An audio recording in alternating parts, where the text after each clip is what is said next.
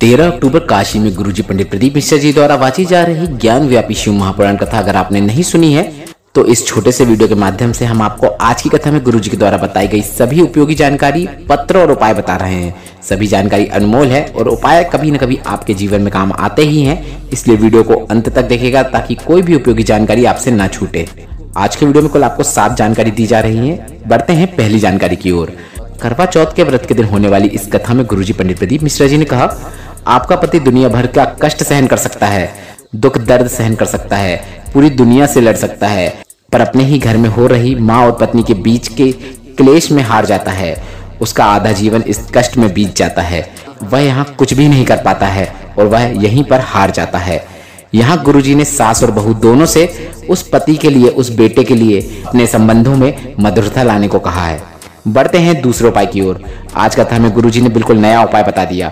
गुरुजी ने कहा, शिव महापुराण में लिखा है, स्कंद पुराण में लिखा है, नर्मदा पुराण में लिखा है, लिंग पुराण में लिखा है, जब भी हम एक कलश में जल भर के भोलेनाथ के मंदिर के अंदर चौखट के अंदर प्रवेश करते हैं तो वह जल आपके घर का जल नहीं रहता है, बल्कि वह जल भारत में बहने वाली सभी पवित्र नदियों का जल बन जाता है, ऐसा वर्णन है। और इस जल को हम जब भी शिवलिंग पर अर्पित करके उसका आचमन करते हैं, औषधि रूप में प्राप्त करते हैं, तो वह हमारे अंदर की कई प्रकार की बीमारियों का अंत कर देता है। बढ़ते हैं आज की कथा की तीसरी जानकारी की ओर। गुरुजी ने कहा है, जब भी आप पशुपतिनाथ का व्रत में शिवलिंग के सामने प्रसाद के 2 भाग रखते हैं तो आपको क्या लगता है कि वह भाग आपने किसके लिए रखा है? माता पार्वती के लिए, या फिर भोलेनाथ के लिए, या फिर गणेश भगवान, या फिर शरणन कार्तिकेय के लिए? ऐसा बिल्कुल भी नहीं है। भोलेनाथ के शिवलिंग के पास रखी हुई कोई भी चीज, चाहे वह एक बेलपत्र हो, एक चावल का दाना हो, या फिर प्रसाद हो, वह सिर्फ भोलेनाथ प्राप्त नहीं करते हैं, बल्कि वह भोलेनाथ के साथ साथ 33 कोटि देवी देवताओं को भी प्राप्त होता है। बढ़ते हैं आज की कथा के चौथे पत्र की ओर। नेहा गुप्ता जी का पत्र काशी से आया। उनको स्टोन हो गया था। इसके बाद गुरुजी का बताया चतुर्थी का सफेद दूर्वा वाला उपाय उन्होंने किया। साथ में उन्होंने भोलेनाथ पर पूरा विश्वास रखा। इसके बाद उन्होंने डॉक्टर से चेकअप करवाया तो उनका स्टोन समाप्त हो चुका था। इसके बाद नेहा गुप्ता जी ने एक और जानकारी शेयर करी। मेरे माता पिता के ऊपर बहुत कर्जा हो गया था, फिर मैंने माता को वटकेश्वर महादेव के नाम लेकर वट वृक्ष के नीचे किए जाने वाला उपाय बताया।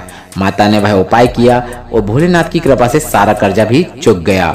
बढ़ते हैं आज की कथा के 5वें उपाय की ओर। लीवर खराब हो गया हो, किडनी खराब हो गई हो, कैंसर हो गया हो, शरीर शिथिल हो गया हो, डॉक्टर ऑपरेशन की बोल रहा हो, तो इस पर गुरुजी ने कहा, डॉक्टर की सुनो, क्योंकि वह भी भगवान का ही रूप है। पूरा ट्रीटमेंट लो, दवाई लो, वह भी जरूरी है। और एक काम और करो, शिव मंदिर में जाकर जहाँ नंदी बैठे रहते हैं, जहाँ से नंदी भोलेनाथ को निहारते रहते हैं, वहां पर जाकर बैठ जाओ। 10 सेकंड के लिए बैठो और भोलेनाथ को देखते हुए भोलेनाथ से निवेदन करो कि हे भोलेनाथ, बहुत परेशानी चल रही है, रोग चल रहे हैं, बीमारियां चल रही हैं, भोलेनाथ मुझ पर भी कृपा करो। इसके बाद एक कलश जल शिवलिंग पर चढ़ाकर थोड़ा सा जल औषधि रूप में प्राप्त करके उसका आचमन करना शुरू कर दो। डॉक्टर की दवाई भी लगेगी और बड़ी से बड़ी बीमारी जो है वह जरूर ठीक हो जाएगी। बढ़ते हैं आज की कथा की 6वीं जानकारी की ओर। यह जानकारी आप ध्यान से सुनिएगा। गुरुजी ने कहा है, कई लोग प्रश्न करते हैं कि हम बेलपत्र ना होने पर वहीं शिवलिंग पर चढ़ी हुई बेलपत्र को उठाकर धोकर वापस शिवलिंग पर चढ़ा देते हैं, क्या उसी तरह हम शमी पत्र या दूर्वा को भी चढ़ा सकते हैं? तो इस पर गुरुजी ने साफ मना कर दिया। गुरुजी ने कहा, दोबारा ना आप शमी पत्र चढ़ा सकते हैं, ना धतूरा चढ़ा सकते हैं, ना ही आप चावल मतलब अक्षत को वापस चढ़ा सकते हैं। ऐसा सिर्फ और सिर्फ बेलपत्र के साथ किया जाता है, और ऐसा इसलिए किया जाता है क्योंकि इसमें ब्रह्मा विष्णु महेश के साथ साथ 64 योगिनी और 33 कोटि देवी देवता होते हैं। बेलपत्र बहुत ही पवित्र होती है। बढ़ते हैं आज की कथा की अंतिम और 7वीं जानकारी की ओर। जैसे रोड में मोड़ आ जाता है तो हमको गाड़ी को स्लो करना पड़ता है ताकि हमारा एक्सीडेंट ना हो, उसी प्रकार जीवन में कभी कभी कष्ट आने पर, परेशानी आने पर यह सोच लेना कि मोड़ आ गया है, हमें थोड़ा थमना है और समय निकालकर प्रभु के भजन में लग जाना है, परेशानी जरूर दूर होगी। आशा करता हूँ आज की कथा की सभी जानकारी आपको उपयोगी लगी होगी, तो कमेंट बॉक्स में हर हर महादेव जरूर टाइप कीजिए।